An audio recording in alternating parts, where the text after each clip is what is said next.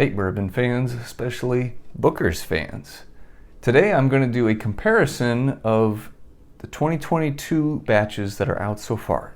01 and 02, Ronnie's batch and Lumberyard batch. There's been a lot of discussion about which one is better so far. Is one worth buying more than the other? Let's get to it.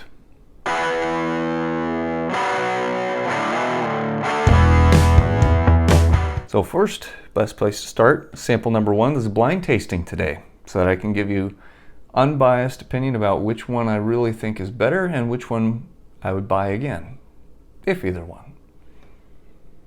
So first on the nose here.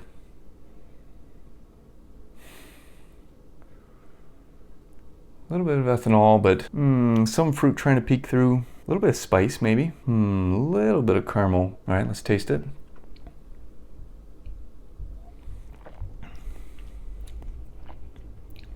Okay, first sip, always there to get your palate acclimated, but first sip, pretty good.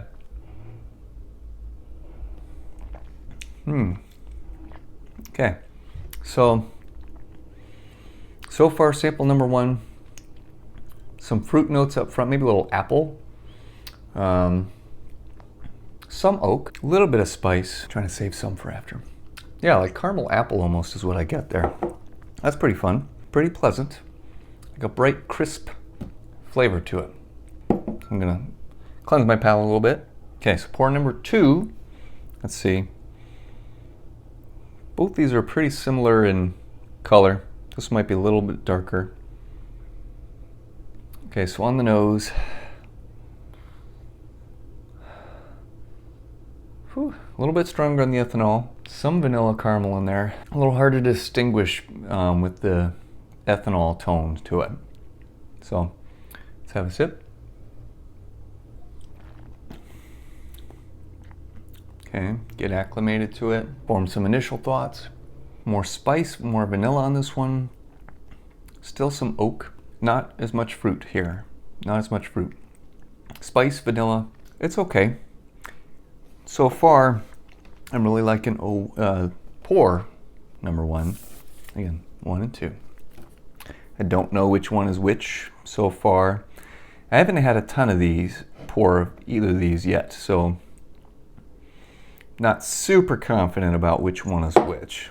All right, now let's add a drop to open these up a little bit. Oftentimes with Bookers, I end up adding some water. It just helps open some up, although sometimes adding water to Bookers like this can bring out some other aspects of the flavor profile that aren't so great. So there's a fine line between should you add water and how much, and the only way to know is to experiment. I just know some batches I add a decent amount of water, others I add very little water or no water. Just depends on which one. Okay, so coming back to pour number one. Yeah, still that fruit note. Okay, let's taste.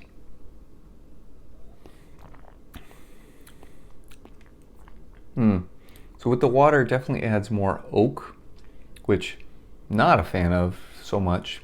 I actually like the no water better than any water. Okay. Still a little bit of fruit trying to poke through, but not as much spice. The water kind of mellows out the spice a little bit. The oak becomes way more prominent for sure. Pour number two with a little drop of water. Man, still not a great nose on this one. Very ethanol heavy.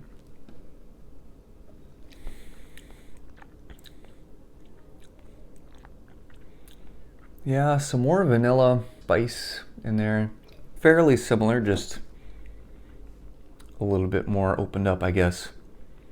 Vanilla, spice, some kind of weird spice in there though. Not just typical cinnamon baking spice, something else, a little off the beaten path. Almost like anise, almost. All right, so between pour number one and pour number two, I like pour number one a lot better overall. And I like it neat as opposed to with any water in it, okay? Pour number two, I didn't like as much at all. Adding a little bit of water seemed to mellow it out a little bit and make it a little easier to sip on, but overall the flavor profile just not awesome on that one. The moment of truth, which batch did I in fact like better? And in fact, pour number 1 was Ronnie's batch. Guys, this is why blind tasting is important. Ronnie's batch was my preferred batch so far. If you had asked me, so Ronnie's batch was pour number 1, pour number 2 was Lumberyard batch.